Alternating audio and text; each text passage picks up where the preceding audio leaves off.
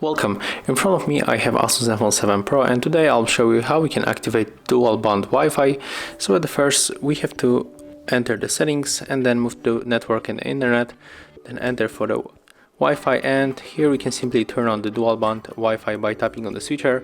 And when you want to enter for the settings of this feature, you have to go right here. We can easily change the primary Wi-Fi and the secondary Wi-Fi.